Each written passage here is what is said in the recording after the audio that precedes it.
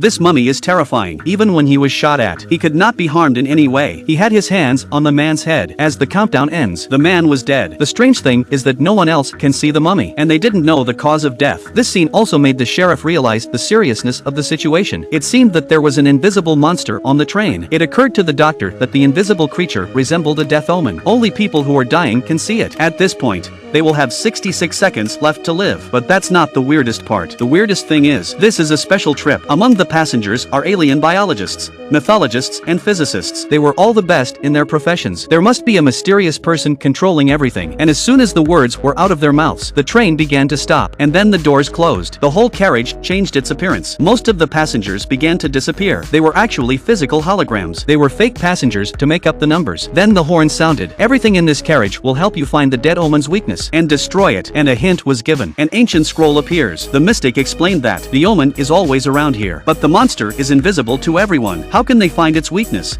At this point, the lights begin to flicker, and the countdown begins. This time it was a professor. He told the doctor that the monster was 2 meters tall, wrapped in strips of cloth. It was wrapped up like a mummy. The doctor asked him to continue describing it, but as the monster got closer and closer, this made the man very nervous. He pleaded with the monster for mercy, willing to hand over all his assets, but the monster didn't care, and so the professor died. The time was exactly 66 seconds, and it occurred to the doctor. Maybe the monster didn't kill randomly. They looked at the victim's files. They found out that all the people who died were suffering from diseases. This made the sheriff even more nervous. He had been in the war and suffered from PTSD. He has nightmares every night. The doctor thought the sheriff might be next. Suddenly the lights flickered on and off. The sheriff saw the mummy.